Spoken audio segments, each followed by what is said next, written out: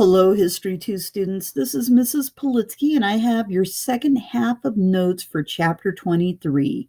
And we're going to talk, first of all, about the new wave of immigration. So, on your sheet, you're going to have to kind of go down about a third of the way, and you're going to find number 6. So, in the year 2001, immigration came under the control of the newly created Department of Homeland Security. I think most of you are probably aware of the Department of Homeland Security as far as keeping you safe when you travel, but it's also the responsibility of the Department of Homeland Security to protect our borders. And in the beginning of this new millennium, there was a lot of concern because of terrorism, how people might be coming into the United States that were undocumented that might have ties to terroristic groups. And Homeland Security, even to this day, is really out there trying to screen and to ensure that only those people who are here that are law-abiding can make it into the United States. And number 9, more than half of new immigrants in the 1990s came from Latin America. And this would include Mexico, but it would also include nations of Central America. So that could include Guatemala, Nicaragua, Honduras, El Salvador, and even the Caribbean. So in number 10, so many Cuban immigrants settled in the Miami area. Not only Havana, or only Havana, was home to more Cubans. And a lot of this goes back to some things that happened in the early 1960s. If you can remember back to when we talked about the rise of Fidel Castro in the late 1950s and the Bay of Pigs and the Cuban Missile Crisis of the early 1960s. There were many Cuban nationalists who had to flee the island of Cuba because of the fact that they were kind of enemies of the state. And many of them sought basically sanctuary here in the United States.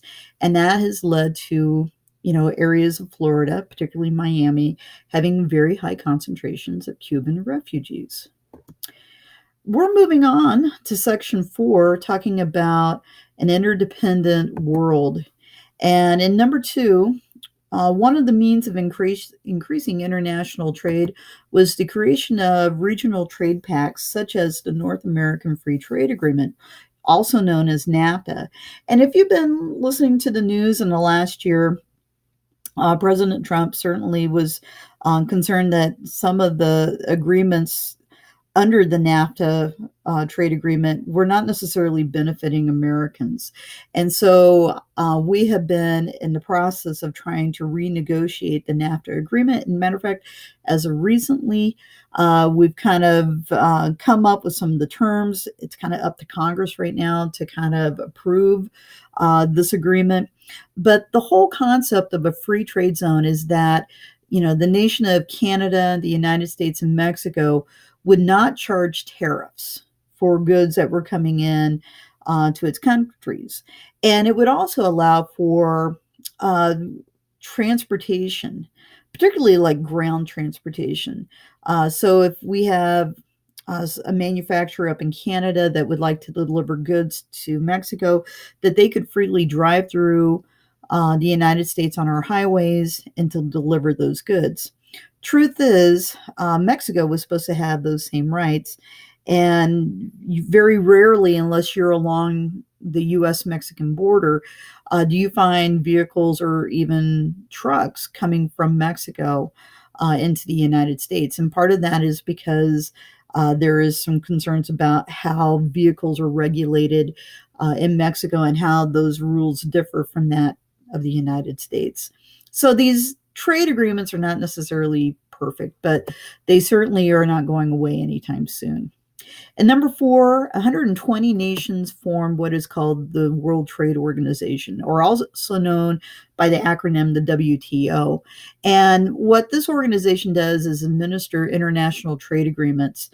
The World Trade Organization has agreements with literally Southeast Asian nations, Eastern Asian nations, primarily, not to mention European nations and such.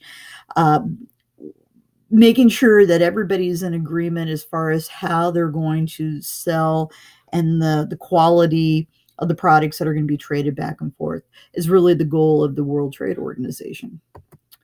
And number 9, in 1987, about 23 nations agrees to phase out the production of chlorofluorocarbons, or the CFCs, and other chemicals that could weaken the ozone layer.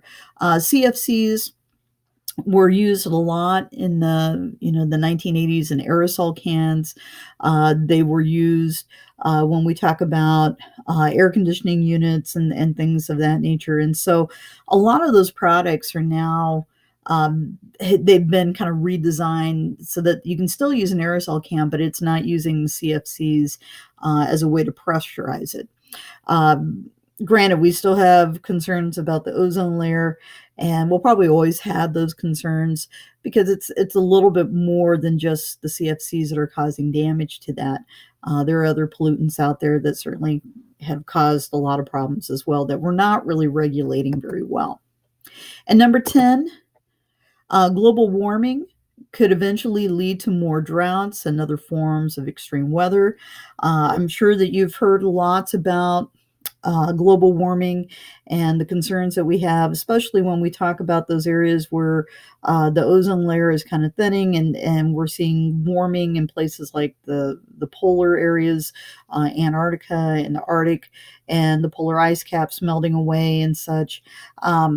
But granted, there are times in the history of our world that we've seen natural rises and decreases in temperatures. So there are some things, pollutant control certainly would be very helpful as far as managing this. But at the same time, it's going to be a hard one to police because every country has different standards. The United States can implement standards, but it doesn't necessarily mean that a nation like China will implement any standards to lower their pollutants. In 1997, there were some nations that signed on to the Kyoto Protocol. This was an agreement signed in Kyoto, Japan, and there are about 38 nations, including the European Union as well, that for the most part, we're trying to figure out ways that we can lower our carbon footprint to improve emissions. There are certain standards that certain countries are following to improve energy consumption and improving pollutants. Though I'd have to say the United States probably isn't necessarily one of those nations that is being progressive on this. If you go to certain parts of the EU, you probably will see more that has been done as far as trying to adapt to the protocol. Thank you very much.